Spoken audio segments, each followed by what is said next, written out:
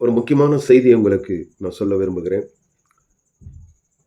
இப்பொழுது தமிழ்நாட்டில் எழுப்புதலை குறித்து பேசிக்கொண்டு வருகிறார்கள் போதகர்கள், பெரிய பெரிய போதகர்கள்.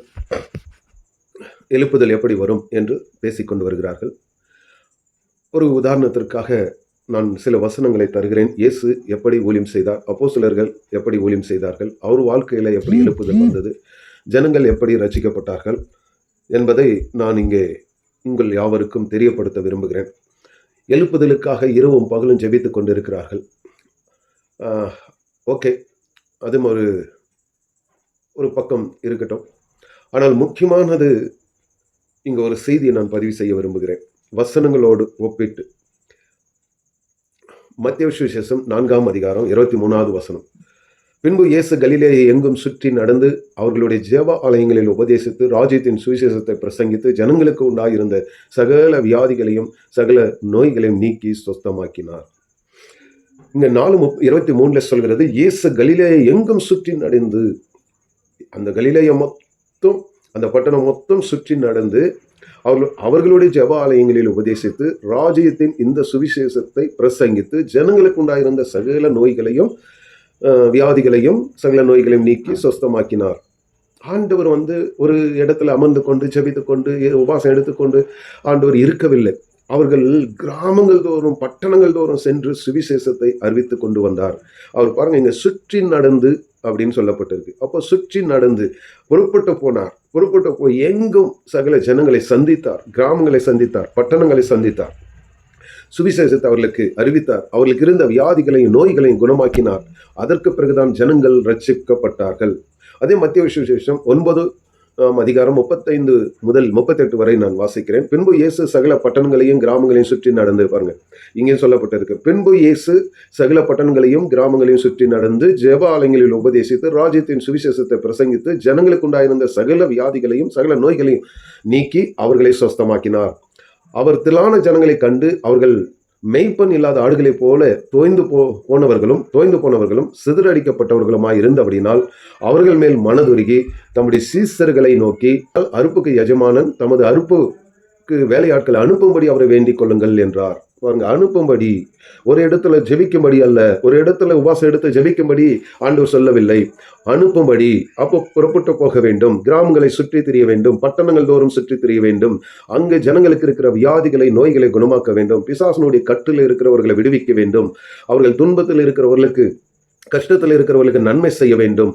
இதுதான் இயேசு கிறிஸ்துவின் முதல் ஊழியத்தை ஆரம்பித்தார். அப்போஸ்தலர் 10:38 சொல்கிறது, அங்கே ஒரு வசனம், நசரேயனாகிய இயேசுவை தேவன் பரிசுத்த ஆவினாலும் வல்லமையினாலும் அபிஷேகம் பண்ணினார். தேவன் அவரோடு கூட இருந்தபடினால் அவர் நன்மை செய்கிறவராயும் பிசாசின் வல்லமையில் அகப்பட்ட யாவரையும் குணமாக்குறவராயும் சுற்றி திரிந்தார். இங்கேயும் சுற்றி திரிந்தார் என்றுதான் இருக்கிறது. இயேசுவே தேவகுமாரனை சுற்றி திரிந்தார். இன்றைக்கு இருக்கிற போதகர்கள், ஊழியர்கள், ஏசி கார் வேண்டும், ஏசி வீடு வேண்டும், ஏசி ரூம் வேண்டும், ஏசி இப்படிதான், எல்லாம் ஏசி தான். ஸ்பெஷலிஸ்ட் வேணும், இப்படிப்பட்ட மைக் வேண்டும், இப்படிப்பட்ட கூட்டங்கள் வேணும், எவ்வளவு ஜனங்கள் வேண்டும், இப்படி இருந்தால் தான் வருவேன் என்று பல தரப்பான உபதேசங்கள் இப்போது வந்துவிட்டது. இதுதான் கள்ள உபதேசம். கள்ள தீர்க்கதரிசிகளுக்கு எச்சரிக்கையாக இருங்கள் என்று சொன்னார் இயேசு. அதற்கு அர்த்தம் என்னவென்றால், தங்களுடைய சுய இச்சைகளுக்கு ஏற்றபடி ஊழியத்தை நியமித்துக் கொள்வார்கள். தேவனுடைய சித்தத்தின்படி செய்ய அவர்களுக்கு மனதில்லை. கிராமங்கள் செல்வதற்கு மனதில்லை, பட்டணங்கள் தோறும் செல்வதற்கு மனதில்லை. ஒரு கிராமத்தில் இறங்கி சென்று அங்கு சுவிசேஷம் செல்வதற்கு வெட்கப்படுகிறார்கள். ஏனென்றால் நான் ஒரு பெரிய போதகராகிவிட்டேன், என்னிடத்தில் 30,000 நபர்கள் இருக்கிறார்கள், என்னிடத்தில் 1000 நபர்கள் இருக்கிறார்கள், என்னிடத்தில் 10,000 நபர்கள் இருக்கிறார்கள், 1,00,000 நபர்கள் இருக்கிறார்கள் என்று அந்த எண்ணத்தோடு அவர்கள் இருக்கிறபடினால் இயேசுவே பல கிராமங்களுக்கு சென்று தேவகுமாரனாயிருந்தும் ஆண்டவராயிருந்து அவர் சுற்றி திரிந்தார். ஆனால் இன்றைக்கு இருக்கிற ஊழியர்கள் அப்படி செய்வதில்லை. சபை மக்களை சென்று நீங்கள் சுவிசேஷத்தை அறிவியுங்கள் என்று அங்கு ஆதி அப்போஸ்தலர்கள் அப்படி சொல்லவில்லை. ஆதி அப்போஸ்தலர்கள் எங்கும் சென்று சுவிசேஷத்தை அறிவித்தார்கள். மார்க் 16:19-20 இவ்விதமாய் கர்த்தர் அவர்களுடனே பேசின பின்பு பரலோகத்துக்கு எடுத்துக் கொள்ளப்பட்டு தேவனுடைய வலது பரியாசத்தில் உட்கார்ந்தார். அவர்கள் புறப்பட்டு போய், அவங்க பாருங்க சீசர்கள், அவர்கள் புறப்பட்டு போய் எங்கும் பிரசங்கம் பண்ணினார்கள். கர்த்தர் அவர்களோடு கூட கிரியை நடப்பித்து அவர்களால் நடந்த அடையாளங்களினாலே வசனத்தை உறுதிப்படுத்தினார். அற்புதங்கள் எப்போது நடக்கும் என்றால், நாம் புறப்பட்டு போய் செல்லும் போது, சுவிசேஷத்தை அறிவிக்கும் போது தான் கர்த்தருடைய வல்லமை வெளிப்படும், கர்த்தருடைய பிரசன்னம் வெளிப்படும். பரிசுத்த ஆவியானவர் அங்கே கிரியை செய்வார். ஒரு இடத்துல உட்கார்ந்து கொண்டு, சபையில் உட்கார்ந்து கொண்டு உபாசம் எடுத்து ஜெபித்து கொண்டிருந்தால் அது எழுப்புதலுக்கு அடையாளம் அல்ல. நாம் புறப்பட்டு போக வேண்டும், கிராமங்களை சந்திக்க வேண்டும், பட்டணங்களை சந்திக்க வேண்டும், ஜனங்களை சந்திக்க வேண்டும், அவர்களுக்கு சுவிசேஷத்தை அறிவிக்க வேண்டும். பவுல் சொல்கிறார், அவர் மனம் திரும்பின பிறகு அவர் அரபி தேசத்துக்கு சென்றார். யோசிக்காமல் என்ன செய்தார்? அவர் அரபி தேசத்துக்கு சென்று அங்கு இருக்கிற ஜனங்களுக்கு சுவிசேஷத்தை அறிவித்தார். ரோமர்கள் எழுதின நிருபத்தில் 10ஆம் அதிகாரத்தில் 14 முதல் 17 வரை வாசிக்கிறேன். அவரை விசுவாசியாதவர்கள் எப்படி அவரை தொழுது கொள்வார்கள்? அவரை குறித்து கேள்விப்படாதவர்கள் எப்படி அவரை விசுவாசிப்பார்கள்? பிரசங்கிக்கிறவன் இல்லாவிட்டால் எப்படி கேள்விப்படுவார்கள்? அனுப்பாவிட்டால் எப்படி பிரசங்கிக்கப்படுவார்கள்? சமாதானத்தை கூறி நற்காரியங்களை சுவிசேஷமாய் அறிவிக்கிறவர்களுடைய பாதங்கள் எவ்வளவு அழகானவைகள் என்று எழுதியிருக்கிறது. அதனால் விசுவாசம் கேள்வினாலே வரும், கேள்வி தேவனுடைய வசனத்தினாலே வரும். அனுப்ப வேண்டும், புறப்பட வேண்டும், போக வேண்டும். ஒரு இடத்தில் நாம் அமர்ந்து கொண்டு உபாசனை எடுத்து ஜெபித்து கொண்டிருந்தால் எழுப்புதல் வராது. அனுப்பாவிட்டால், சொல்லாவிட்டால் யார் விசுவாசிப்பார்கள்? விசுவாசியாதவர்கள் எப்படி அவரை தொழுது கொள்வார்கள்? அப்போ ஆண்டவரை விசுவாசிக்காத தெரியாத இருக்கிற ஜனங்கள் எப்படி ஆண்டவரை தொழுது கொள்வார்கள்? அவரை குறித்து கேள்விப்படாதவர்கள் எப்படி அவரை விசுவாசிப்பார்கள்? பல லட்சங்கள் கோடிகளை செலவழித்து கூட்டங்களை நடத்துகிறார்கள். ஆனால் ஒரு குறிப்பிட்ட அளவு ஆரம்பத்தில் இருந்த அன்பை விட்டா என்று வேதம் சொல்கிறது. ஆரம்பத்தில் ஓடி ஓடி கிராமங்கள் தோறும் பட்டணங்கள் தோறும் சைக்கிளில் 2 வீலரில் நடந்து ஊழியம் செய்தோம். ஆனால் இப்பொழுது ஊழியம் வளர்ந்த பிறகு புறப்பட்டு போவதை விட்டுவிட்டார்கள். ஆனால் இயேசு அப்படி செய்யவில்லை. கொண்டு இந்த பூமியில் இருக்கும் வரை அவர் சுவிசேஷத்தை அறிவித்துக் கொண்டே இருந்தார். சீசர்களும் அவர்களும் மரணம் பரியந்தம் அவர்களும் எங்கும் சென்று சுவிசேஷத்தை அறிவித்தார்கள். அவர்கள் எந்த இடத்திலையும் பவுலாகட்டும், பேதுருவாகட்டும், யோவான் ஆகட்டும், இவர்கள் மூவரும் எந்த ஒரு இடத்துல பெரிய ஆடிட்டோரியை கட்டி அங்கு ஒரு பெரிய சபையை உருவாக்கி எல்லா ஜனங்களும் இங்கே வாருங்கள் என்று பவுலோ இல்லை பேதுரோ யோவானோ சொல்லவில்லை. அவர்கள் எங்கும் சென்று ஆங்காங்கே சபைகளை உருவாக்கி வீடுகள் தோறும் தொழுது கொள்ளும்படி செய்தார்கள். இப்படிப்பட்ட ஊழியம் நின்று போய்விட்டது. இதுதான் பரிசுத்த ஆவியானவர் என்னிடம் 2023ஆம் ஆண்டு சொன்ன காரியம். போதகர்கள் தங்களுடைய அதிகாரத்துக்குள்ளாக வைத்திருக்கிறார்கள். என்னுடைய ஆள்கையிலே தராமல் சபையை தங்களுடைய ஆள்கைக்குள்ளாக வைத்திருக்கிறார்கள். ஆகையினால் நான் சபையில கிரி செய்ய முடியாதபடிக்கு தடையா இருக்கிறது என்றார். இன்றைக்கு பரிசுத்த ஆவியானவருடைய கையிலே சபை இல்லை, போதகருடைய கைகளில் தான் சபை இருக்கிறது. ஏனென்றால் சுதந்திரத்தை இருமாப்பாய் ஆளுகிறவர்களாய் இருக்கிறார்கள். பேதுரு சொல்கிறார், மந்தைக்கு மாதிரியாக இருக்க வேண்டும், மந்தைக்கு மாதிரியாக கண்காணிப்பை செய்யுங்கள். அப்ப மந்தைக்கு மாதிரியாக இருக்க வேண்டிய நாம் அவர்களுக்கு எதிராக இன்றைக்கு ஊழியர்கள் எஜமான்களாக மாறிவிட்டார்கள். இங்க இருக்கு பாருங்க, உங்களில் உள்ள மூப்பனும் உடன் மூப்பனும் கிறிஸ்துவின் பாடுகளுக்கு சாட்சியும் இனி வெளிப்படும் மகிமைக்கு பங்காளியுமாய் இருக்கிற நான் புத்தி சொல்கிறது என்னவென்றால், உங்களிடத்தில் உள்ள தேவனுடைய மந்தையை நீங்கள் மேய்த்து கட்டாயமாய் அல்ல, மனப்பூர்ணமாய், அவலட்சணமான ஆதாயத்திற்காக அல்ல, உற்சாக மனதோடு சுதந்திரத்தை இருமாப்பாய் ஆளுகிறவர்களாக அல்ல, மந்தைக்கு மாதிரியாக கண்காணிப்பை செய்யுங்கள். மந்தைக்கு மாதிரியாக ஒரு போதகர், மெய்ப்பர்கள், சுவிசேஷகரோ, அப்போஸ்தலரோ, தீர்க்கதரிசிகளோ நாம் இருக்க வேண்டும். அவர்கள் தேவனுடைய பிள்ளைகள். பவுல் என்ன சொல்கிறார்? அவர் எல்லார் இடத்திலும் விசுவாசிகளை அவர் உயர்த்தி காண்பிக்கிறார், தன்னை தாழ்த்துகிறார். அதுதான் ஊழியம். இன்றைக்கு அப்படிப்பட்ட ஊழியங்கள் கிடையாது. ஒரு பொறாமைனாலேயோ ஒரு எரிச்சல்னாலேயோ நான் சொல்லவில்லை. நான் ஒரு உண்மை சம்பவத்தை சொல்கிறேன். நான் வட மாநிலத்தில் ஊழியம் செய்து கொண்டு வருகிறேன். பல ஊழியர்களை உருவாக்கி இருக்கிறேன், சபைகளை உருவாக்கி இருக்கிறேன். எல்லா சபைகளை உருவாக்கி அங்கிருந்த ஒரு நபரை தேர்ந்தெடுத்து அவருக்கு 3 வருஷம் அவருக்கு நல்ல ஆழமான சத்தியத்தை கொடுத்து அவர் கையில் அந்த சபையை கொடுத்து விடுகிறேன். நான் வைத்துக் கொள்வதில்லை. அது ஒரு பட்டணத்தில் ஒரு சபையை உருவாக்கப்பட்டு அங்கு இருந்த ஒரு சகோதரிக்கு திருமணம் நடத்தி அவருடைய கணவர் கையில் அந்த சபையை கொடுத்தேன். அவருக்கு சொன்னேன், இந்த ஊழியம் என்னுடையதல்ல, இந்த ஊழியம் கர்த்தருடையது. ஆனால் கர்த்தர் உனக்கென்று ஒரு தரிசனத்தை வைத்திருப்பார். அந்த தரிசனத்தின்படி உன் ஊழியத்தை செய் என்று சொல்லி அவர் கையில கொடுத்து விட்டேன். சபை மக்களுக்கு முன்பாக அவரை போதகராக அந்த சபைக்கு நியமித்து கொடுத்து விட்டேன். அதுக்கு பிறகு இந்த 4 ஆண்டுகளுக்குள்ள அந்த பட்டணத்தில் இப்பொழுது 800 குடும்பங்களை கர்த்தர் அந்த மகனுக்கு தந்திருக்கிறார். 2500 நபர்களை கர்த்தர் தந்திருக்கிறார். நான் அவர் கையில கொடுக்கும் பொழுது ஒரு 60 நபர்களை தான் அவர் கையில் கொடுத்தார். இப்பொழுது 4 ஆண்டுகளுக்குள்ள 2500 ஜனங்களை ஆண்டவர் அவருக்கு தந்திருக்கிறார். பாருங்க, நாம் எங்கும் போக வேண்டும், கிராமங்களில் போய் தங்க வேண்டும், பட்டங்களில் தங்க வேண்டும். பவுல் அதை தான் செய்தார், பேதுரு அதை தான் செய்தார், யோவானும் அதை தான் செய்தார். ஆனால் இன்றைக்கு இருக்கிற போதகர்களோ, அப்போஸ்தலர்களோ, தீர்க்கதரிசிகளோ, சுவிசேஷர்களோ அப்படி செய்வதில்லை. காலம் மாறிவிட்டது. ஏன் இதை நான் சொல்லுகிறேன்? நான் வெறும் கையோடு மலத்தை போடவில்லை. நார்த் இந்தியா வந்து பல ஊழியர்களை உருவாக்கி, சபைகளை உருவாக்கி, கிராமங்களில் தங்கி இரவும் பகலும் அங்கே சாப்பாடு இல்லாமல் தங்கி அவர்களுக்கு சத்தியத்தை சொல்லி, அங்கே ஒரு லெட்டின் ரூம் இருக்காது, ஒரு படுக்கிறது கூட வசதி இருக்காது. அப்படிப்பட்ட நிலைமையிலெல்லாம் நாங்கள் ஊழியம் செய்து இன்னைக்கு சபைகள் எல்லா இடத்துலையும் ஸ்தாபிக்கப்பட்டிருக்கு. பல இடத்துல எதிர்ப்புகள் வந்து உயிருக்கு ஆபத்தான நிலைமையில கூட என்னை காப்பாற்றி இருக்கிறார். ஜம்மு காஷ்மீரில் என்னை ஒரு இடத்துல ஒரு ரிஜோரி என்ற மாவட்டத்தில் ஒரு 3 நாட்கள் அண்டர் கிரவுண்டில் ட்ரைனிங் கொடுக்கும் பொழுது அங்கே ஒரு பெரிய எதிர்ப்பு வந்தது. ஆனால் கர்த்தர் சத்துருக்கள் கைக்கு என்னை தப்பித்து என்னை பாதுகாத்தார். ஏன் இதை நான் சொல்லுகிறேன் என்று ஒரு ஒரு எனக்கு வந்து ஒருத்தர் ஊழியர்கள் மேலே எனக்கு பொறாமை கிடையாது. ஆனால் எழுப்புதலுக்கு ஜெபிக்கிறாங்க பாருங்க, அதுதான் எனக்கு ரொம்ப கஷ்டமா இருக்கு. ஏன்னா ஜெபிக்கிற ஒரு இடத்துல இருந்து ஜெபித்து கொண்டு இருந்தால் எப்படி எழுப்புதல் வரும்? இங்க பவுல் சொல்றாரு அழகாக, ரோமருக்கு 10 எழுதியிருக்கிறது, அனுப்பாவிட்டால் எப்படி பிரசங்கிப்பார்கள்? அவரை விசுவாசியாதவர்கள் எப்படி அவரை தொழுது கொள்வார்கள்? அவரை குறித்து கேள்விப்படாதவர்கள் எப்படி விசுவாசிப்பார்கள்? பிரசங்கிக்கிறவர்கள் இல்லாவிட்டால் எப்படி கேள்விப்படுவார்கள்? அனுப்பாவிட்டால் எப்படி பிரசங்கிப்பார்கள்? சமாதானத்தை கூறி நற்காரியங்களை சுவிசேஷமாய் அறிவிக்கிறவர்களுடைய பாதங்கள் எவ்வளவு அழகானவைகள் என்று எழுதியிருக்கிறதே. அனுப்ப வேண்டும், புறப்பட வேண்டும். அதை தான் சீசர்கள் எல்லோரும் செய்தார்கள். மார்க்கில் பார்ப்போம், மார்க்கில் 16 கடைசி 2 வசனம், இவ்விதமாய் கர்த்தர் அவர்களுடனே பேசின பின்பு பரலோகத்துக்கு எடுத்துக்கொள்ளப்பட்டு தேவனுடைய வலது பரிசத்தில் உட்கார்ந்தார். அவர்கள் புறப்பட்டு போய் எங்கும் பிரசங்கம் பண்ணினார்கள். கர்த்தர் அவர்களோடு கூட கிரியை நடப்பித்து அவர்களால் நடந்த அடையாளங்களினாலே வசனத்தை உறுதிப்படுத்தினார். எப்போது கிரியை செய்வார், எப்போது தேவனுடைய வல்லமை வெளிப்படும் என்றால் புறப்படும் பொழுது, போய் நம் சுவிசேஷத்தை அறிவிக்கும் பொழுது, பிரசங்கிக்கும் பொழுது தான் அவர்களோடு நம்மோடு கர்த்தர் இருந்து அற்புதங்கள் அடையாளங்களும் நடக்கும்படி செய்வார். இன்று அப்படிப்பட்ட சூழ்நிலைகள் இல்லாமல் வேறு விதமாக வந்துவிட்டது. ஒரு அரசாங்கம் நடத்துவது போல சபையை நடத்துகிறார்கள். அதனால் தான் சபையில எழுப்புதல் இல்லை, தேசத்தில் எழுப்புதல் வரவில்லை. எப்போது சுயத்தை வெறுத்து நாம் கர்த்தருக்காக புறப்படுகிறோமோ அப்பொழுதுதான் சபையில் எழுப்புதல் வரும்.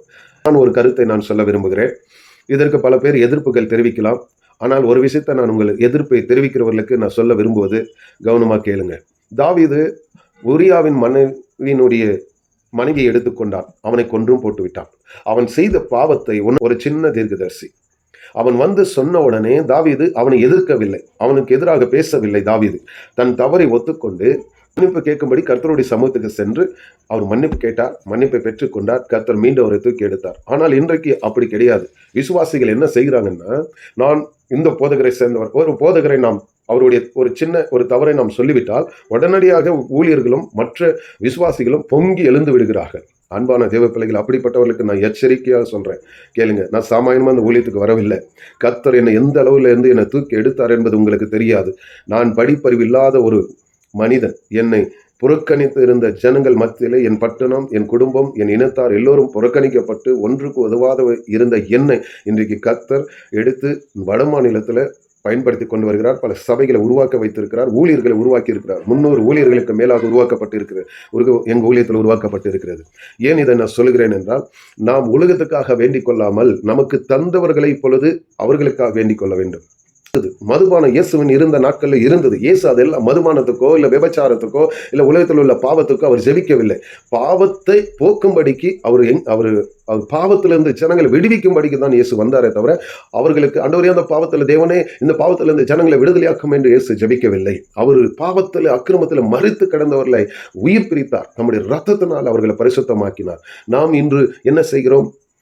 ஜெபிக்கலாம் வாங்க, ஜெபிக்கலாம் வாங்க, ஜெபிக்கலாம் வாங்க, ஜெபித்துக் கொண்டே இருக்கிறார்கள். இன்னும் ஜெபித்துக் கொண்டே இருக்கிறார். நான் ஒரு விஷயத்தை சொல்றேன், ஆவியானவர் சொன்ன வார்த்தையை, எழுப்புதலுக்காக ஜெபிப்பதை விட்டுவிட்டு பொறுப்பட்டு போவதற்காக பிரயாசம் பண்ணுங்கள். இந்த உலகத்துல வருகிற நாட்கள்ல இன்னும் பாவம் பெருகி கொண்டே தான் இருக்கு. அது தடுக்க முடியாது. இயேசு சொன்ன வார்த்தையை என்ன செய்ய முடியாது, மாற்ற முடியாது. இயேசு எழுதி வைத்தது தான். அது நடக்க வேண்டியது நடந்தே தீரும். கடைசி நாட்களில் பாவம் பெருகி போகும். மதுபான கடைகள் வரட்டும், இல்லை விபச்சாரம், எது அது நமக்கு தேவையில்லை. மதுபானத்தில் இருக்கிறவர்களை போய் விடுதலையாக்குங்க. அபிஷேகத்தில் நிரம்பி அவனுக்குள்ளே இருக்கிற பிசாசை துரத்துங்கள். அப்போது அவன் விடுதலை அடைவான். ஒரு சாட்சியை நான் சொல்லுகிறேன். ஜம்மு காஷ்மீரில் நடந்த உண்மை சம்பவத்தை நான் சொல்லுகிறேன். ஒரு விசுவாசி, அந்த மகளுடைய கணவர் பயங்கரமான குடிவெறி. அப்பொழுதே அந்த சகோதரி அவருடைய கணவனார் என்னிடத்தில் கொண்டு வந்தார்கள். நான் ஜெபித்தேன். ஆனால் அந்த பிசாசு போகவில்லை. நான் ரொம்ப வெட்கப்பட்டேன். அப்போ ஆவியானவரே இந்த இவர்களுக்கு மத்தியில நான் வெட்கப்பட்டு போனேனே அப்படின்னு சொல்லும்போது ஆவியானவர் சொன்னார், மகனே நீ வெட்கப்படல. இப்போது இந்த மகளுக்கு சொல், இந்த இந்த சரீரம் அவருடைய கணவனருடைய அந்த சரீரத்தை குறித்து ஆவியானவர் சொல்றார். இந்த சரீரம் எனக்கு ஆண்டவர் தந்திருக்கிறார். அதனால் பிசாசே, என்னுடைய கணவனார் மீது உனக்கு உரிமை கிடையாது. இயேசு நாமத்தினால வெளியே போ என்று கட்டளையிடும்படி பரிசுத்த ஆவியானவர் அந்த மகளுக்கு சொல்லும்படி சொன்னார். நான் சொல்லி கொடுத்த ஒரு நிமிஷத்துக்குள்ளே அந்த மகனுக்குள்ள இருந்து பிசாசு புறப்பட்டு போய்விட்டது. இப்போது அவர்கள் நன்றாக ஊழியம் செய்து கொண்டு வருகிறார்கள். சரி, அது போகட்டும். நான் ஒரு குடிக்காரன். என் பேரு குடிக்காரன் கோவிந்தன். இங்க பாருங்க, இங்க இருக்க எல்லாம் சிகரெட். கிட்டத்தட்ட ஒரு நாளைக்கு நான் 10 பேக்கெட்டுக்கு மேலாக சிகரெட் குடிக்கிறவன். ஒரு 5 நிமிஷத்துக்கு ஒரு சிகரெட்டை நான் குடிப்பேன். அந்த அளவுக்கு வெறி பிடிச்சுவேன் சிகரெட் மேலேயும் மதுபானத்தின் மேல. என் பேரை கோட்டை கோவிந்தன் தான் சொல்லுவாங்க எங்க ஊர்ல. ஏனென்றால் எங்க ஊர்ல 5 நபர்கள் கோவிந்தராஜ் என்று இருந்தார்கள். அதுல நான் தண்ணி அடிக்கிறதுனால என் பேரை கோட்டை கோவிந்தன் என்று வைத்தார்கள். எனக்கு பாருங்க, நான் ஆண்டவரை விசுவாசித்தேன். அந்த மதுபானம் என்னை விட்டு எப்படி போனதே தெரியல. அந்த ஆவி என்னை எப்படி போய்விட்டதோ எனக்கு தெரியவில்லை. சீரட்டை குடிக்கிறத மறந்து விட்டேன். மதுபானம் பண்ணுவதை விட்டு விட்டேன். என்னை டீப்பிலேருந்து ஆண்டவர் சுகமாக்கி விட்டார். இது ஏன் நான் சொல்ல வரேன்னா, சத்தியத்தை ஜனங்கள் அறிய அறிய தானா விடுதலை அடைவார்கள். மதுபான கடைக்கு முன்பாக போய் மனம் திரும்புங்கள் அப்படின்னு சொன்னால் ஆகாது. அவர்களுக்குள்ள அந்த கிரி செய்து பாருங்க, பொல்லாத ஆவி. அந்த ஆவியை துரத்துவதற்கு அபிஷேகத்தை கேளுங்க ஆண்டவர் இடத்துல. விபச்சாரிகளுக்காக ஜபிக்காதீங்க. விபச்சாரத்துல அடிமைப்படுத்தி வைத்திருக்கிற அந்த அடிமைத்தானத்தின் எசேபேலின் ஆவியை துரத்துவதற்கு அபிஷேகத்தை கேளுங்க. தேவையில்லாத ஜெபங்களை, வீணான ஜெபத்தை, நேரத்தை வீணடிக்க வேண்டாம். அப்போஸ்தலர் நடவடிக்கைகள் 4ஆம் அதிகாரத்துல ஆதி அப்போஸ்தலர்கள் எப்படி ஜபித்தார்கள்? எப்படி எழுப்புதல் வந்தது? கருத்தாக ஜபித்தார்கள் அவர்கள். இங்க பாருங்க, இப்பொழுதும் கர்த்தாவே, அவர்கள் பயமுறுத்துதலை தேவநீர் கவனித்து உம்முடைய பரிசுத்த பிள்ளையாகிய இயேசுவின் நாமத்தினாலே அடையாளங்களும் அற்புதங்களும் நடக்கும்படி செய்து விஞ்ஞானிகளை குணமாக்கும்படி உம்முடைய கரத்தை நீட்டி உம்முடைய வசனத்தை முழு தைரியத்தோடு சொல்லும்படி அவர்களுக்கு அனுகிரகம் செய்தருளும். இப்படிதான் ஜபித்தார்கள். ஆட்சி மாற்றம் வேண்டும், இந்த ராஜாவை மாத்துங்க, அந்த ராஜாவை மாத்துங்க, இந்த ஆட்சி வரணும், அந்த ஆட்சி வரணும், இதெல்லாம் அவங்க ஜபிக்கவே இல்லை. இன்னைக்கு சபைகள் மோசம் போய் கொண்டு இருக்குது. பிசாசு வஞ்சிக்கிறான் சபையை, பிசாசு வஞ்சிக்கிறான்.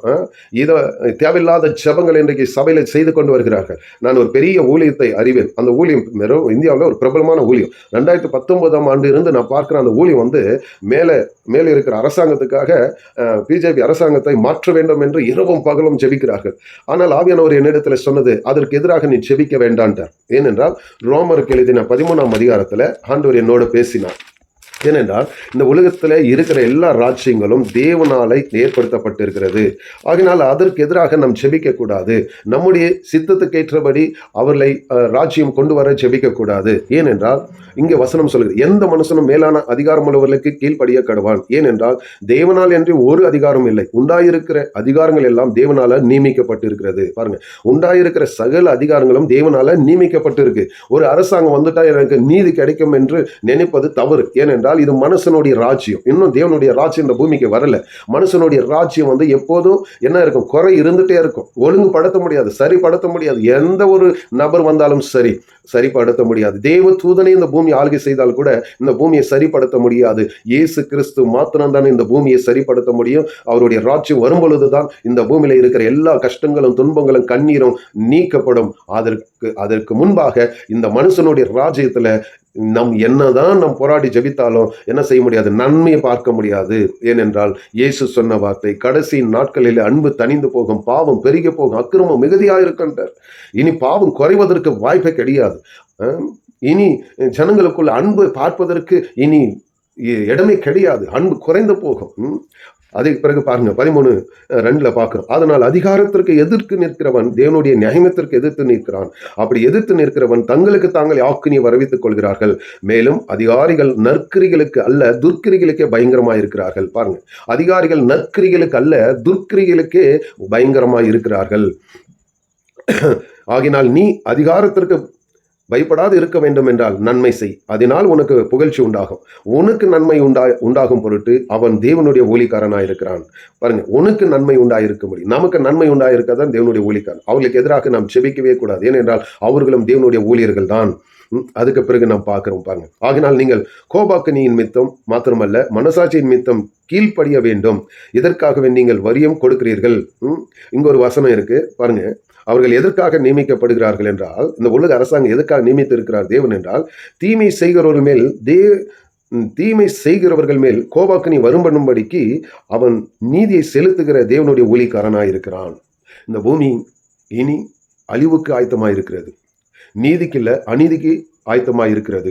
இனி நீதியை இந்த பூமியில தேட முடியாது. எந்த அரசாங்கம் வந்தாலும் சரி, புதிய புதிய அரசாங்கங்கள் வந்தாலும் சரி, நீதியை தேட முடியாது. ஏனென்றால் இயேசு கிறிஸ்துவின் வருகையில அநீதிகள் நிறைந்திருக்கும், பாவம் நிறைந்திருக்கும், அக்கிரமம் நிறைந்திருக்கும், அன்பு தணிந்து போகும், ஒருவருக்கொருவர் காட்டி கொடுத்து பட்சிப்பார்கள். மிகப்பெரிய ஒரு கொடூரமான ஒரு சூழ்நிலை ஏற்பட போகிறது. கடந்த நாட்கள்ல வட மாநிலத்தை குறித்து ஆண்டவர் சொன்ன வார்த்தை, உத்தராகண்ட் மாநிலத்தில் அந்த தேசம் மிகப்பெரிய அழிவை சந்திக்கும் என்று சொன்னார். அதே போல நடந்தது. இன்னும் வருகிற நாட்கள்ல பல இது ஆப்பிரிக்கா, ஐரோப்பா, அட்லாண்டிக், இந்த 3 தேசத்துல தேவனுடைய 6வது முத்திரை உடைக்கப்பட போகிறது. அதன் மீது வானத்தின் நட்சத்திரங்கள் எல்லாம் விழப்போகிறது. இது என்னுடைய மகன், ஒரு 12 வயது அவனுக்கு. கடந்த வாரம் அவன் குடும்ப ஜெபத்தில் ஜெபித்துக் கொண்டிருக்கும் பொழுது தேவதூதன் அவனை ஆவிக்குள்ளாக கொண்டு சென்று அவனுக்கு நடக்கிற அத்தனை காரியத்தையும் காண்பித்தான். முதல் முறையாக என் மகன் அந்த தரிசனத்தை பார்த்தான். அவன் பார்த்துவிட்டு 2 நாட்கள் அவன் தூங்கவில்லை. அது பயத்திலே இருந்தான். ஸ்கூலுக்கும் போகவில்லை. அவன் சொன்ன காரியம் மிகப்பெரிய ஆச்சரியமாக இருந்தது. அவன் எந்த தரிசனத்தை பார்த்து எனக்கு சொன்னானோ அதே விதமாக வெளிப்படுத்தல் விசேஷம் 6ஆம் அதிகாரத்துல அப்படியே இருந்தது. அவன் என்னிடத்தில் அந்த தரிசனத்தை சொல்லும் பொழுது பரிசுத்த ஆவியானவர் சொன்னாராம், வெளிப்படுத்தல் விசேஷத்துல 6ஆம் அதிகாரத்துல 12-13 வசனங்களே படி என்று சொன்னாராம். அவர் 6ஆம் முத்திரை உடைக்க கண்டேன். இதோ பூமி மிகவும் அதிர்ந்தது, சூரியன் கருத்தை கம்பளை போல கருத்தது, சந்திரன் ரத்தம் போல ஆயிற்று, அத்திமரமானது பெருங்காற்றினால் அசைக்கப்படுவது போல, அதன் காய்கள் உதிர்கிறது போல, வானத்தின் நட்சத்திரங்கள் பூமியிலே விழுந்தது. இந்த 2 வசனத்துக்குள்ள இருந்ததை அப்படியே என் மகன் கண்டு அவன் அப்படி எனக்கு சொன்னான். அந்த தரிசனத்தை அப்படி சொல்லும் போதே பரிசுத்த ஆவியானவர் அவனிடத்துல சொன்னாராம், இந்த தரிசனத்தை நீ வெளிப்படுத்தல் விசேஷம் 6ஆம் அதிகாரம் 12-13 படின்னு சொன்னார். அதை படித்து நான் பார்க்கும் பொழுது எனக்குள்ளே பயம் வந்தது. ஹல்லேலூயா. நான் ஏன் இதை நான் சொல்லுகிறேன் என்றால், நாம் எதற்காக ஜெபிக்க வேண்டும், எப்படி ஜெபிக்க வேண்டும், என்ன செய்ய வேண்டும் எழுப்புதலுக்காக. நான் எழுப்புதலுக்காக ஒரே ஒரு விஷயத்தை நான் சொல்றேன். புறப்பட வேண்டும், எங்கும் புறப்பட வேண்டும். மதுபானத்துல இருக்கிற ஜனங்களை விடுதலையாக்கணும்னா நீங்க தேவ பிரசன்னத்தை கேட்க வேண்டும், அபிஷேகத்தை கேட்க வேண்டும். விபச்சாரிகளுக்காக ஜெபிக்க கூடாது என்று நான் சொல்லவில்லை. விபச்சாரிகளை விபச்சாரத்தில் அடிமைப்படுத்தி வைத்திருக்கிற பிசாசுகளை துரத்துவதற்கு அபிஷேகத்தை கேளுங்க. மதுபானத்தில் அடிமையா இருக்கிறவர்களுக்கு அந்த மதுபானத்தின் ஆவியை துரத்துவதற்கு வல்லமையை கேளுங்க. பாவத்திலே அக்கிரமத்தில் அடிமையா இருக்கிறவர்களுக்கு அந்த பாவத்தில் அடிமை வைத்திருக்கிற, அக்கிரமத்தில் அடிமைப்படுத்தி வைத்திருக்கிற அந்த அடிமைத்தனத்தின் ஆவியை துரத்துவதற்கு அபிஷேகத்தை கேளுங்கள். ஜெபிக்க வேண்டாம். தயவு செய்து நீங்கள் நேரத்தை வீணடிக்க வேண்டாம். நான் ஒரு விஷயத்தை சொல்கிறேன். நான் முழங்கால உப்பு கல் மீது 1 மணி நேரம் 2 மணி நேரம் நின்று ஜெபிக்கிற ஊழியக்காரன், நடந்து ஜெபிக்கிற ஊழியக்காரன், கைகளை உயர்த்தி கொண்டே மணிக்கணக்கில் ஜெபிக்கிற ஊழியக்காரன், மணிக்கணக்கில் அந்நிய பாஷையில பேசி ஜெபிக்கிற ஊழியக்காரன். நான் அப்படி சுய நீதியில நான் செய்யும் பொழுது எனக்கு பலன் கிடைக்கவில்லை. எப்போது நான் அவருடைய நீதிக்குள்ள சென்று அவர் விரும்புகிறத நான் செய்ய ஆரம்பித்தோன்னு அப்போது ஊழியம் வளர ஆரம்பித்தது. இந்த 5 ஆண்டுகளுக்குள்ள பல சபைகள் உருவாக்கப்பட்டாச்சு. 300 ஊழியர்களுக்கு மேல பயிற்சி கொடுத்து ஊழியம் செய்து கொண்டு வருகிறார்கள். ஒரு படிப்பறிவு இல்லாத என்ன, யாருடைய உதவியும் கிடையாது, எந்த ஒரு ஸ்தாபனத்திலையும் கிடையாது. விசுவாசத்தின் ஊழியம் எப்படி அப்போஸ்தலர் சுமித் விக்லிஸ் விசுவாசத்தில் ஊழியம் செய்தார், அது போல செய்து கொண்டு வருகிறேன். ஏன் இதை நான் சொல்கிறேன் என்றால், நான் அனுபவத்தோடு சொல்லுகிறேன், வாயில பேசவில்லை. நான் அது கடந்து வந்த பாதைகளை பார்த்து அதனுடைய அனுபவத்தில் உங்களுக்கு போதிக்கிறேன். நானும் தேசங்களுக்காக, இந்த விபச்சாரத்தில் இருக்கிறவர்களுக்காக மற்றும் மதுபானத்தில் இருக்கிறவர்களுக்காக, முரட்டாட்டம் செய்கிறவர்களுக்காக மணிக்கணக்கில் ஜெபித்து இருக்கிறேன். ஆனால் அதற்கெல்லாம் பதில் அப்போ வரல. எப்போது நான் தேவனுடைய அபிஷேகத்தில் நிரப்பப்பட்டு அவர்களிடத்துல போய் அவர்களுக்கு சுவிசேஷத்தை சொல்லி அவர்களுக்குள்ள அந்த ஆவியை அவர்கள் அடிமைப்படுத்தி வைத்திருந்த அந்த ஆவியை துருத்தும் பொழுதுதான் ஜனங்கள் விடுதலை அடைந்தார்கள். நாம் புறப்பட்டு போகும் பொழுது அவளுடைய அந்த கட்டிலிருந்து விடுதலையாக்கினால்தான் அவர்கள் விடுதலை அடைவார்கள். மதுபானத்தின் கடைகளை மூடுவதற்கோ இல்லை தேசத்துல நடக்கிற அக்கிரமங்களை பார்த்து ஆண்டவரே அப்படின்னு சொல்லி ஜெபிப்பதற்கோ நாம் அழைக்கப்படவில்லை. நான் ஒரு விஷயத்த சொல்றேன். ஜெபம் 2 விதமா இருக்கு. நம்முடைய தேவைகளுக்காக ஜெபிப்பது தவறல்ல. ஆனால் தேசத்துல நடக்கிற அக்கிரமங்களுக்காக பார்த்து சும்மா இருக்கக்கூடாது. அது எந்த ஆவி என்று கண்டுபிடித்து அந்த ஆவியை கடிந்து கொள்ள வேண்டும். அதிகாரத்தை பயன்படுத்த வேண்டும். ஜெபத்தை அல்ல, அதிகாரத்தை பயன்படுத்த வேண்டும். இந்த கடைசி நாட்கள்ல நான் உங்களுக்கு சொல்ல விரும்புகிறேன். 4 காரியங்கள் தேவை. முதலாவது அன்பு, 2வது விசுவாசம், 3வது அதிகாரம், 4வது தகப்பனுடைய இருதயம். இந்த 4 காரியங்கள் இருந்தால்தான் இந்த வருகிற நாட்கள்ல ஊழியத்தை செய்ய முடியும். அன்பு சகல பாவத்தை மூடும். அன்பு எதற்கு தேவை என்றால், நமக்கு எதிராக செயல்படுகிறவர்களை, விரோதிக்கிறவர்களை மன்னிப்பதற்காக அன்பு தேவை. விசுவாசம் எதற்கு தேவை என்றால், அற்புதங்கள் அடையாளங்களும் செய்வதற்கு விசுவாசம் தேவை. அதிகாரத்தை எப்படி பயன்படுத்துவது? நமக்கு தேவன் பரிசுத்தாவின் அபிஷேகம் தந்திருக்கிறார். எதற்காக அபிஷேகம் தந்திருக்கிறார்? மார்க் எழுதின சுவிசேஷம் 16ஆம் அதிகாரத்தில் உங்களுக்கு படித்து பார்த்தால் தெரியும். விசுவாசிக்கிறவர்களால் நடக்கிற அடையாளங்கள் யாவன? என் நாமத்தினால பிசாசுகளை துரத்துவார்கள், நவமான பாஷைகளை பேசுவார்கள், சாவுக்கு எதுவென்று ஒன்றும் குடித்தாலும் சேதப்படுத்தாது, வியாதிஸ்தர்கள் மேல் கைகளை வைப்பார்கள், அவர்கள் சொஸ்தமாவார்கள். இந்த அதிகாரத்தை பயன்படுத்த வேண்டும். தேசத்தை சுத்திகரிக்க வேண்டும் என்றால், தேசத்தில் கிரி செய்கிற பொல்லாத ஆவிகள், அசுத்த ஆவிகள் நம் துரத்தினால்தான் தேசம் சுத்திகரிக்கப்படும். சாத்தானுடைய கிரியை அழிக்க வேண்டும். தேவகுமாரன் எதுக்காக வெளிப்பட்டார் என்றால், பிசாசனுடைய கிரிகளை அழிக்கும்படிக்க தேவகுமாரன் வெளிப்பட்டார். 1 யோவான்ல எழுதப்பட்டிருக்கு. நம் பிசாசனுடைய கிரிகளை அழித்தால்தான் தேசத்துல சமாதானத்தை பார்க்க முடியும். ராஜாக்களுக்கு பின்பாக ஒரு பொல்லாத ஆவி, அதிகாரிகளுக்கு முன்பாக ஒரு அசுத்த ஆவி, ஜனங்களுக்கு பின்பாகவும் பொல்லாத ஆவிகளும் அசுத்த ஆவிகளும் கிரி செய்கிறது. ஒரு விபச்சாரம் செய்கிறவர்களுக்கு பின்பாக ஒரு அசுத்தாவி இருக்கிறது. கொள்ளை இப்படி செய்கிறவர்களுக்கு பின்பாக ஒரு பொல்லாதாவி இருக்கிறது. பொல்லாதாவி பொல்லாத காரியங்களை செய்யும். அசுத்தாவி அசுத்தமான பாவங்களிலே விழச் செய்யும். இந்த ஆவிகளை நாம் துரத்தினால்தான் தேசத்திலே சமாதானத்தை காண முடியும். இயேசு கிறிஸ்து அதை தான் செய்தார். பிலிப்பும் அதை தான் செய்தார். அப்போஸ்தலர் நடவடிக்கைகள் 8ஆம் அதிகாரத்துல சமரியாவில் உள்ள ஒரு பட்டணத்துக்கு போய் அங்கு கிறிஸ்துவை குறித்து பிரசங்கம் பண்ணினார். அநேகருக்குள்ள இருந்து அசுத்தாவிகள் மிகுந்த சத்தத்துடன் புறப்பட்டு போனது. அநேக திமிர்வாதக்காரர்கள் சுகமானார்கள், சப்பானிகள் சுகமானார்கள். அந்த பட்டணத்துல மிகுந்த சந்தோஷம் உண்டாயிற்று. எப்போது சந்தோஷம் உண்டாயிற்று? அந்த பட்டணத்துல கட்டி வைத்திருந்த பொல்லாதாவிகள், அசுத்தாவிகள் துரத்தப்பட்ட பின்புதான் அந்த பட்டணத்துல மிகுந்த சந்தோஷம் வந்தது. ஒரு பட்டணத்துக்குள்ள ஒரு சபை இருந்தா அந்த சபை தான் அந்த பட்டணத்துக்கு பாதுகாவலர். அந்த சபையை மீறி அங்க பிசாசு கிரி செய்கிறது என்றால் சபை வல்லமையில இல்லை, பரிசுத்த ஆவியின் ஆள்களே இல்லை, அபிஷேகத்திலே இல்லை. ஒரு பட்டணத்துல பொல்லாத ஆவிகள், அசுத்த ஆவிகள், மர்டர், கொலை, கற்பழிப்பு நடக்கிறது என்றால் அப்ப சபை என்ன இல்லை? சபை அபிஷேகத்துல வளரல, சுயத்துல வளர்கிறது. பரிசுத்த ஆவியானவர் எங்கே உண்டு அங்கு விடுதலை உண்டு. நீதிமான் நன்றாயிருந்தால் பட்டணம் களி கூறும். அப்போ நீதிமான் இருக்கிற இடத்துல பொல்லாத ஆவிக்கு இடமே கிடையாது, அசுத்தாவிக்கு இடமே கிடையாது. ஏனென்றால் வேதம் தெளிவாக சொல்கிறது, சபையை உண்மையில் கட்டுவேன், பாதாள் வாசல் உன்னை மேற்கொள்ளாது. நாம் இருக்கிற பகுதியில தேவ பிரசன்னம் வெளிப்பட வேண்டும், தேவ மகிமை வெளிப்பட வேண்டும். அந்த இடத்துல குளோரி இருக்கணும். அப்பதான் ஜனங்களுக்குள்ள ஒரு தெய்வீக சமாதானம் வரும். அதற்கு என்ன தேவையோ அதுக்காக செபிக்கணும். ஆண்டவரே விபச்சாரிகளை மாத்துங்க, குடிகாரனை மாத்துங்க, இதெல்லாம் விட்டு விடுங்க தயவு செய்து. இப்படிப்பட்ட ஜெபங்கள் என் 26 ஆண்டுகளை நான் பார்த்து மன கடினப்பட்டு அதெல்லாம் விட்டு இப்போ நான் புறப்பட்டு போன பிறகுதான் என்னுடைய வாழ்க்கையில ஒரு பெரிய எழுப்புதல் வந்தது. இன்றைக்கு இந்தியாவில் பல மாநிலத்தில் பல ஊழியர்களை உருவாக்கவும், அவர்கள் பல ஜனங்களுக்கு சுவிசேஷத்தை அறிவித்து அவர்கள் பல ஆத்துமக்கள் அறுவடை செய்திருக்கிறார்கள். நானும் பல கிராமங்களுக்கு சென்று அங்கே தங்கி அவர்களுக்கு சுவிசேஷத்தை அறிவித்து கிறிஸ்துவுக்குள்ள பல நபர்களை கொண்டு வந்திருக்கிறோம். ஏன் இதை நான் சொல்கிறேன்? நாம் புறப்பட வேண்டும். நாம் புறப்பட்டால் மாத்திரம்தான் எழுப்புதல் வரும். இதை செய்தால்தான் தேசத்துல, இந்திய தேசத்துல ஒரு பெரிய மாற்றம் வரும். அப்போஸ்தலர்கள் எதை செய்தார்களோ அதே ஊழியத்தை செய்ய வேண்டும். கார்ல AC car, Benz car, Audi car, flight, soda bottle, அந்த இதெல்லாம் விட்டு விடணும். இறங்கி ஊழியம் செய்யணும். அவங்க ஸ்தானத்தை விட்டுட்டு இறங்கி வரணும். பவுலை போல இறங்கணும். அவர் எப்படி செய்தாரோ, பவுல் எந்த அளவுக்கு ஊழியம் செய்தாரோ அது போல இறங்கணும். அவர் தன்னை ஒரு பெரிய அப்போஸ்தலனாக காண்பிக்கவில்லை, ஒரு பெரிய போதகனாக, மெய்ப்பராக, சுவிசேஷகராக, தீர்க்கதரிசி அவர் வெளிப்படுத்தவில்லை. அவர் வெளிப்படுத்தினது ஒன்றே தான், கிறிஸ்துவை மாத்திரம்தான் அவர் மேன்மைப்படுத்தினாரே தவிர வேற என்றையும் இல்லை. இன்றைக்கு யூடியூப், ஃபேஸ்புக், இன்ஸ்டாகிராம் வந்ததுனால ஊழியம் சீர்கெட்டு போச்சு. இன்றைக்கு சின்ன சின்ன பசங்கள் கூட ஒரு என்ன சொல்றாங்க, டிவியை ஓப்பன் பண்ணி, ஒரு ஃபேஸ்புக்கை ஓப்பன் பண்ணி அதுல பிரசங்கம் பண்ண ஆரம்பிக்கிறாங்க. யூடியூப்பும் ஃபேஸ்புக்கும் இன்ஸ்டாகிராம் ஊழியர்களாக மாறிவிட்டார்கள் நிறைய பேர்.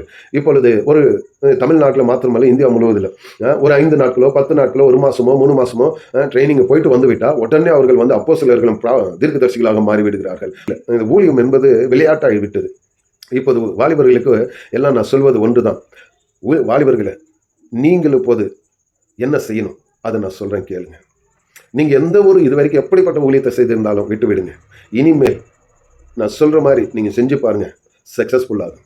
ஊழியம் செய்கிறவர்களா இருந்தால் 3 மணி நேரம் வொர்ஷிப் பண்ணுங்கள், 3 மணி நேரம் துதிங்கள், மீதி நேரத்தை பைபிள்ல செலவிடுங்கள். அவர் சின்ன ஜெபத்தை செய்துவிட்டு புறப்பட்டு போய் கிராமங்களை சந்தியுங்கள். மிகப்பெரிய ஒரு மாற்றத்தை எங்க ஆண்டவர் தருவார். ஹல்லேலூயா.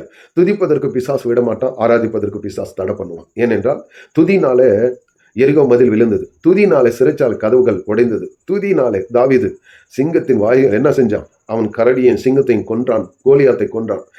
அவரிடத்துல இருந்தது என்ன? ஆராதனை, துதி. பவுலிடத்துல யூதாவின் இடத்துல என்ன இருந்தது? ஆராதனை, துதி. இஸ்ரேல் ஜனங்கள் என்ன செய்தார்கள்? எரிகோ மதில் ஆராதனை, துதி, இதை தான் செய்தார்கள். துதிக்கும் பொழுது மிகப்பெரிய விடுதலை வருகிறது. அங்கே ஒரு பெரிய எழுப்புதலுக்கு ஒரு வலி உண்டாகிறது. துதிகளில் பயப்படத்தக்கவர். அப்போ அவர் எதுல பயப்படுகிற? துதிக்கிறதுல தான் ஆண்டவர் பயப்படத்தக்கவராம். இதை பிசாசு தடை செய்வோம். பிசாசு ஜெபத்துக்கு தடை பண்ண மாட்டான். ஏன்னா நம்ம செபிக்க ஒரே இடத்துல இருந்து தானே செபிக்கிறோம். அதனால அவனுக்கு அது பத்தி அவனுக்கு கவலை கிடையாது. அவனுக்கு வெளியில போவே கூடாது. பிசாசுக்குனுடைய காரியம் என்னன்னா, வெளியில புறப்பட்டு போகக்கூடாது. ஊழியர்கள் ஒரே இடத்துல ஆலயத்துல உபவாசத்தை எடுத்து 20 நாட்கள் 50 நாட்கள் 100 நாட்கள் உபவாசம் எடுக்க வைத்து அங்கே அமரச் செய்து விடுவான். கடைசியாக இயேசு வருகையில பல லட்சம் கோடி மக்கள் கைவிடப்படுவார்கள். இதுதான் பிசாசனுடைய தந்திரமான ஆயுதம். இந்த உபவாசம் கூட அவன் ஒரு தந்திரமாக பயன்படுத்துகிறான். நானும் இருந்தவன் தான். 40 நாட்கள் 30 நாட்கள் 21 நாட்கள் 7 நாட்கள் 10 நாட்கள் இப்படி மற்ற ஊழியர்கள் சொல்வதெல்லாம் நான் செய்து பார்த்தேன். கடைசியாக இந்த 2 கைகள் செயலிழந்து போய்விட்டது 2017. அப்போது ஆவியானவர் சொன்னார், உன் சுய புத்தின் மேலே சாராதே, உன் சுய நீதியிலே நீ செல்ல வேண்டாம், என்னுடைய நீதிக்குள்ளே வா. ரோமர் 4:4 சொல்கிறது, கிரியை செய்கிறவனுக்கு கிருபை என்று எண்ணப்படாமல் கடன் என்று எண்ணப்படுமா? கிருபைக்குள்ள நாம் வர வேண்டும், அவருடைய நீதிக்குள்ள நாம் வர வேண்டும், அவர் சொல்வதை நாம் செய்ய வேண்டும். அதுதான் நமக்கு கொடுக்கப்பட்ட ஒரு மிகப்பெரிய பாக்கியம். இயேசு எதை செய்ய சொல்கிறாரோ அதை செய்தாலே போதும். என்ன உபவாசம் இருக்கிறாங்க, உபவாசம் கூட எப்படி இருக்கணும்? மனசருக்கு காணப்படக்கூடாது. இயேசு சொன்னது நான் சொல்லலை. மனுஷருக்கு நாம் உபவாசம் இருப்பதே மனுஷனுக்கு தெரியவே கூடாது. அதுதான் அந்த உபவாசத்திற்கு தான் பலன் வரும். ஆனால் இன்றைக்கு உபவாசம் என்ற ஒரு விளம்பரம் எல்லா டிவிகளிலும் எல்லா சேனல்களிலும் வந்து விட்டது. எங்க சபையில உபவாசம் இருக்கிறது வாருங்கள், எங்க சபையில உபவாசம் இருக்கிறது வாருங்கள், இந்த நாட்கள் உபவாசம் இருக்கிறது வாருங்கள். அப்போ உபவாசம் ஒரு பிரபலமாகிவிட்டது, வெளியரங்கம் படுத்தி விட்டார்கள். ஆனால் இயேசு சொல்கிறார், நீ உபாசிக்கும் பொழுது அது மனுஷருக்கு காணப்படாதபடிக்கு அந்த பிதாவுக்கு காணும்படியாக செய், அப்பொழுது அதற்கு பதில் வரும் என்றார். அதையும் இப்படி மாற்றிவிட்டார்கள். ஜனங்களை வஞ்சிப்பது. மற்றொரு சபை மக்களை யாரையும் இழுக்காதீங்க. அது ஒரு விபச்சாரத்துக்கு அடையாளம், ஆவிக்குரிய விபச்சாரம். இன்னொரு சபை மக்களை நம்முடைய பக்கமாய் திருப்புவது அது ஆவிக்குரிய விபச்சாரம். என் மனைவிக்கு நான் ஒரு காரியத்தை சொல்லியிருக்கிறேன். இந்த சபையில மற்றொரு சபை ஆத்துமாக்களை யாராவது கொண்டு வந்தால் அவரை இங்க சேர்க்க வேண்டாம், அவர்களிடத்தில் அனுப்பிவிடுங்கள். ஏனென்றால் மற்றொருடைய அஸ்திபாரத்தின் மேலே சபை நாம் கட்டக்கூடாது, மற்றொருடைய ஆட்டை நாம் திருடக்கூடாது. அவர்களுக்கு செபிக்கலாமே தவிர ஆனால் அந்த ஆடு நம்ம பக்கமாக இழுத்து கொள்ளக்கூடாது. இதுதான் இன்றைக்கு தமிழ்நாட்டிலும் நடக்கிறது, இந்தியாவிலும் நடக்கிறது. பெரிய பெரிய ஊழியங்களே இது தவறு செய்கிறார்கள். சின்ன ஊழியர்கள் பாவம் கிராமங்களில் அவங்க கஷ்டப்பட்டு இரவும் பகலும் சென்று அவர்களுக்கு சுவிசேஷத்தை அறிவித்து அவர்களுக்கு எந்த சமயத்திலும் ஜெபித்து அவர்களுக்கு ஒரு தகப்பனாக இருந்து வேண்டிய எல்லாவற்றையும் செய்து வளர்த்தால் இன்றைக்கு பெரிய பெரிய ஊழியர்கள் என்ன செய்கிறார்கள் என்றால், பெரிய பெரிய செமினார்களை நடத்தி ஜனங்களை தன் பக்கமாய் வஞ்சித்து அந்த சபையிலிருந்து தங்கள் பக்கமாய் திருப்பிக் கொள்கிறார்கள். இது ஒரு ஆவிக்குரிய விபச்சாரம். அது எரேமியா சொல்கிறார். எரேமியா 3:15 இருக்கு ஒரு வசனம். இது விசுவாசிகளுக்கும் தான். விசுவாசிகளை நீங்களும் ஜாக்கிரதையா இருங்க, கடைசி நாட்கள்ல வஞ்சிக்கப்படாம இருங்கள். இங்க சொல்லப்பட்டு இருக்க பார், உங்களுக்கு என் இருதயத்துக்கேற்ற மேய்ப்பர்களை கொடுப்பேன், அவர்கள் உங்களை அறிவோடும் புத்தியோடும் மேய்ப்பார்கள். அப்ப தேவன் உங்களை ஒரு இடத்துல ஒரு மேய்ப்பர் உங்களுக்கு கொடுத்திருந்தால் நீங்கள் அவரிடத்தில் தான் அமர்ந்து இருக்க வேண்டும். அவருக்கு கொஞ்சம் கீழ்ப்படிந்து நடந்தால் கர்த்தர் அந்த இடத்துல உங்களை உயர்த்துவார். இங்கும் அங்கும் ஓடி அலைய வேண்டாம் தயவு செய்து. 2 தீமோத்தேயுல சொல்கிறார் பவுல், என்ன சொல்கிறார் அதையும் நாம் பார்ப்போம்.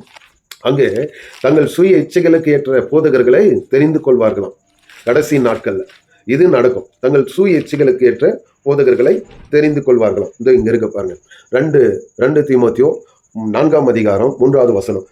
ஏனென்றால் அவர்கள் ஆரோக்கியமான உபதேசத்தை பொறுக்க மனதில்லாமல் செவித்திறனுள்ளவர்களாகி தங்கள் சுய இச்சைகளுக்கு ஏற்ற போதகர்களை தங்களுக்கு திரளாய் சேர்த்துக் கொள்வார்கள். தங்கள் சுய இச்சைகளுக்கு ஏற்ற போதகர்களை தங்களுக்கு திரளாய் சேர்த்துக் கொள்வார்கள். இதுதான் இப்பொழுது இந்தியா முழுவதிலும் நடந்து கொண்டு வருகிறது. பல சபைகளுக்கு நான் செல்கிறேன், பல இந்தியாவில் உள்ள எல்லா மாநிலத்திலும் செல்கிறேன். நான் அங்கு செல்வதெல்லாம் இந்த சத்தியத்தை போதிக்கிறேன். மற்றவருடைய சபையினுடைய ஆத்து மக்களை திருடுவது அது மிகப்பெரிய ஒரு விபச்சாரம், ஆவிக்குரிய விபச்சாரம். நிறைய பேருக்கு இந்த செய்தி ரொம்ப எரிச்சலை கொடுக்கும். பரவாயில்ல, எனக்கு அதை பற்றி கவலை இல்லை. ஏனென்றால் பரிசுத்த ஆவியானவர் எனக்குள்ள ஏவுகிறதை நான் பேசுகிறேன். உண்மையை பேசுகிறேன், சத்தியத்தை பேசுகிறேன். சத்தியம் பேசும் பொழுது தான் விரோதம் அதிகமாகும். உண்மையை பேசினா தான் நிறைய விரோதங்கள் உண்டாகும். சத்தியத்தை பொய்யை பேசினா நிறைய பேர் ஆண்டவர் உங்களுக்கு காரை தருவார், வீடை தருவார், அடுத்த வருஷம் நீ பெரிய கோடீஸ்வரன், நீ உலகத்துக்கு கடன் கொடுப்பாய், இப்படியெல்லாம் உணர்ச்சி பிரசங்கங்கள் போதித்தால் ஆமேன் ரிசீவ்னுவாங்க. இதெல்லாம் நடக்க போறதில்லை. இனி இந்த உணர்ச்சி இச்சையான பிரசங்கம் இனி செல்ஃப் எடுக்காது. இச்சையான வார்த்தைகளை பேசிதான் யாவாலை பிசாசு வஞ்சித்தான். அதே போல தான் இந்த கடைசி நாட்கள் ஆவியானவர் என்னிடத்துல சொன்னது நான் சொல்கிறேன் உங்களுக்கு. ஆதியிலே ஆதாம் ஏவாளும் தேவனுடைய ராஜ்யத்துக்குள்ளே அவருடைய ஆசீர்வாதத்துக்குள்ளே இருந்தார்கள், பாதுகாப்பாக இருந்தார்கள். அங்கே ஏவாளோடு பிசாசான சர்பம் என்ற பிசாசு நய வஞ்சிப்பினால இச்சையான வார்த்தைகளை பேசி யாவாலை அந்த கனியை புசிக்கும்படி செய்தான். அவளுக்குள்ள ஈச்சை தூண்டி விட்டு விட்டான். அதேதான் இந்த கடைசி நாட்கள்லையும் என்ன செய்வானா, அன்றைக்கு ஆதாமி யாவாலையும் ஏதேன் தோட்டத்திலே ஆசீர்வாதமாக வைத்திருந்தாராம். ஆனா அந்த ஆசீர்வாதத்துல இருந்து சாபத்துக்குள்ள கொண்டு வந்தது பிசாசு. இதை இப்ப என்ன செய்யறான்னா, இந்த கடைசி நாட்கள் இயேசுவின் வருகைக்கு முன்பாக ஏதேன் தோட்டத்தினுடைய ஆசீர்வாதத்துக்குள்ள நீங்கள் போக வேண்டும், நீங்கள் பெரிய பணக்காரராக வேண்டும் என்று ஜனங்களுக்குள்ள இச்சையான வார்த்தைகளை போதிப்பானாம். இது பிசாசனுடைய தந்திரம். ஏன்னா இச்சையான வார்த்தைகளை பொருளாசைக்குள்ள கொண்டு வந்து விட்டால் இயேசுவின் வருகையில கைவிடப்படுவார்கள். ஜாக்கிரதையா இருங்கள். சத்தியத்தை அறிவீர்கள், சத்தியம் உங்களை விடுதலையாக்கும். நான் கர்த்தருடைய தீர்க்கதரிசியாக சொல்கிறேன். இந்த சத்தியத்தை எனக்கு பரிசுத்த ஆவியானவர் கொடுத்தது. ஆகினால் நான் தைரியமாக பேசுகிறேன். யாருக்கும் பயப்படுவதில்லை. அது எவ்வளவு பெரிய ஒளிராக இருந்தாலும் சத்தியத்துக்கு எதிராக பேசினால் நான் பயப்பட மாட்டேன். ஏனென்றால் என் அழைத்த தேவன் உண்மை இல்லவர். அவர் எனக்குள்ள இருக்கிறார். எனக்கு சொல்வதை நான் பேசுகிறேன். படிப்பறிவு இல்லாதவன், எனக்கு படிக்க வராத, வேதத்தை படிக்க வராமல் இருந்த என்ன இன்றைக்கு இந்த வேதத்தை பல முறை இரவு பகலும் என்று பாராமல் வேதத்தை படிக்க வைத்தார் கர்த்தர். பரிசுத்த ஆவியை தந்து இன்றைக்கு எங்கள் ஊழியத்தில் 5 நபர்களை மரித்தவர்களை உயிரோடு எழுப்பியிருக்கிறார். பல திமிர்வாதக்காரரை சுகமாக்கி இருக்கிறார். கேன்சர்லேருந்து நிறைய நபர்களை சுகமாக்கி இருக்கிறார். இன்னும் பல அற்புதங்கள், ஒரு அற்புதம் இல்லை, 1000 அற்புதங்களுக்கு மேலே செய்திருக்கிறார். அதெல்லாம் நான் ஒரு பெரியதாக எடுத்துக்கொள்வதில்லை. ஏனென்றால் செய்தது எல்லாம் நான் அல்ல, பரிசுத்த ஆவியான தேவன். அவருக்கே மகிமை துதியும் கனமும் உண்டாவதாக. God bless you.